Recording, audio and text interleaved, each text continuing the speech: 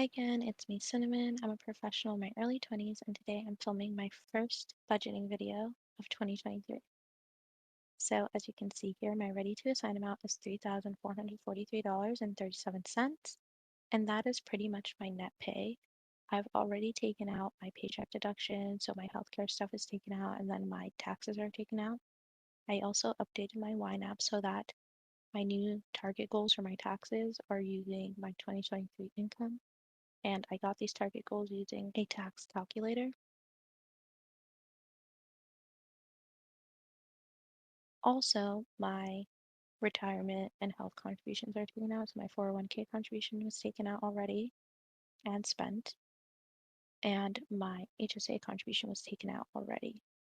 Now, because I pre-saved my HSA contribution because I plan to make it directly through my broker and not through payroll, I take out my HSA contribution not from my gross pay, but actually from this savings that I've had.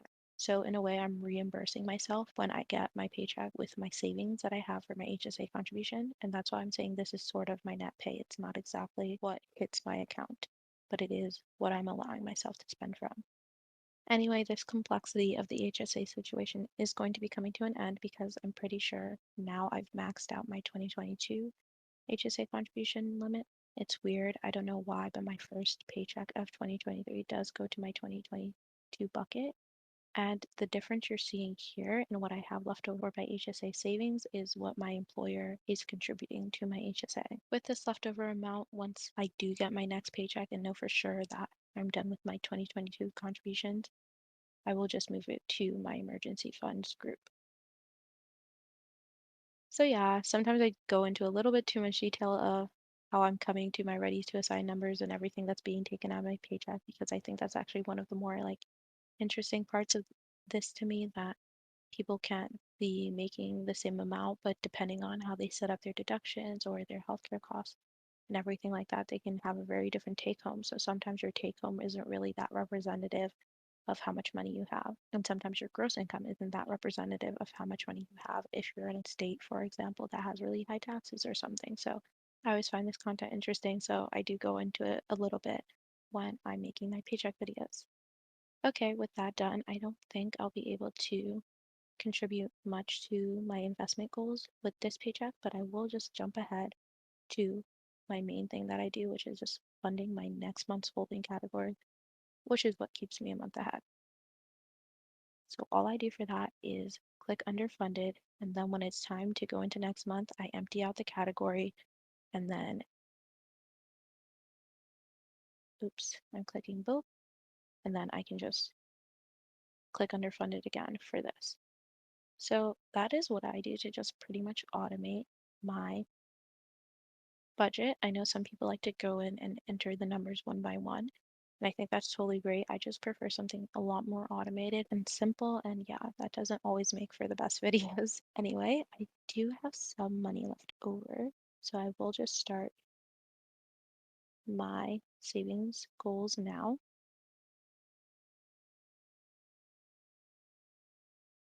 Okay, I did that wrong. Let me undo that.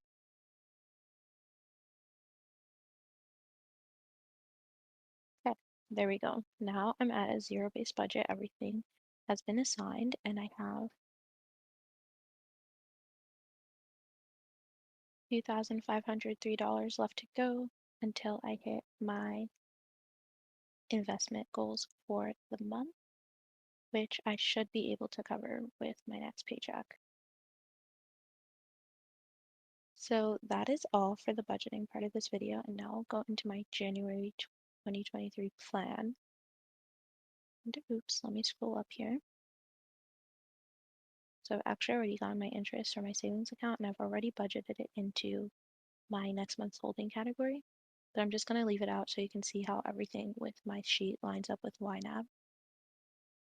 So starting with my paycheck, this was my gross pay, $5,700, and then all of these deductions were taken out, and I reimbursed myself with my HSA savings that I already pre-saved for, and that is how I came to my same ready to assign amount that you saw in ynab. So now just going a little bit more into the plan for the month. Don't have anything super special going on this month. I do have my normal rent expense, which is $1,700, renter's insurance, $10, that's already come out. I do plan on paying utilities this month, and my phone bill and some transportation to work, which I will get both of these two things reimbursed.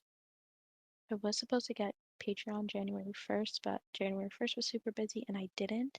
And I don't know if I'm going to wait until next month to get it because I know depending on the creator, you either get billed the first of every month, regardless of when you start, or you get billed, if you start on the 8th, you get billed the 8th of every month. I would prefer if I was billed at every full month cycle that I've had the Patreon. And just to avoid like not having that happen, I really just want to start on the 1st. But yeah, I'll see if I have enough like content to consume for the month where I don't feel the need to get the Patreon until February 1st. Google Storage is coming out. I'm like abandoning the goal of cleaning out my computer for a minute now.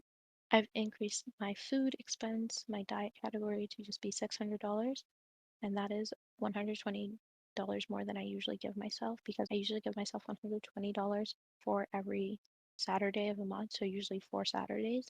That comes out to $480, and now I'm giving myself $600 every month, which will allow me to have like $20 to spend on food every month, which I think is a better way for me to think about it and gives me more flexibility if I plan on going grocery shopping or if I'm eating out and getting pre-made meals. I also plan on buying some hair products and some skincare products. I'm really definitely committed to getting that CeraVe healing ointment. I'm super excited to try it out, but I don't know if I'm going to get different. If I end up getting different, I will definitely pay more than this $30. I also am planning to hang out with my friend, oops, and some coworker events, so that's going to come out to $90 in social.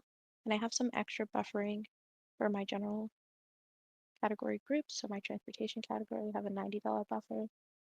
My health and hygiene category, I have a $30 buffer. My skill development category, I have a $60 buffer. My aesthetics category, I have a $30 buffer. And this is low because I already have $60 going to the hair products for sure. My social activity category, I have a $30 buffer. I already have $90 going to social activities here. And then my discretionary category, which is my buffer for my buffers, is a $300 buffer. Historically, this discretionary category has been going to cover food overspending, but I'm really, really foreseeing that I will not have food overspending this month. And because of that, I think I'll actually be able to use this on some of my sinking fund goals.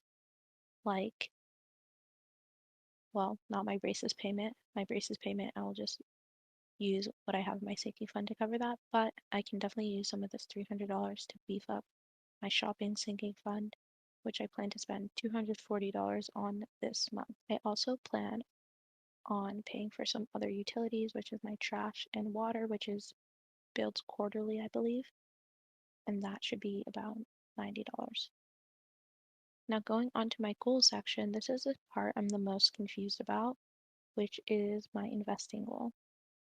So, if you saw my video on my savings goals for the month, you would know that I'm planning, or for the year, you would know that I'm planning to save and invest $60,000 this year, which would average out to $5,000 a month. Now, given what I've put into my 401k and my HSA, I would have to invest an additional $3,158.86 to stay on target. Staying on target would leave me with only around $220 that I would have to contribute to my sinking funds. Not, of course, including if I end up using some of my discretionary money to contribute to my sinking funds. Now, given what I want to do this year and how I plan for my sinking funds to work out, I know that $220 going to my sinking funds like every month isn't going to keep up with the rate that I'm planning to spend from those sinking funds. The reason why I'm kind of in this bind right now is because in June I will be getting pay increase. It's not a raise, it's my bonus being paid out to me in installments. And when that is paid out, I haven't actually done this math, I should have done it. I think I'll have at least like $3,000 extra every month before tax. And of course, then it would definitely be much easier for me to hit this investing goal and still have more left over for my sinking fund contribution. Additionally, at the end of the year, like November, December time, I should have already maxed out my 401k, which would also leave me with extra money to contribute to my sinking fund.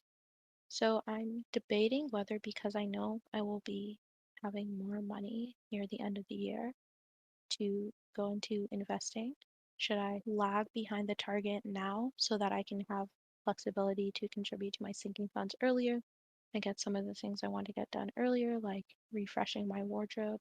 Or should I just try to stay on target throughout the year and then at the end of the year be able to enjoy more?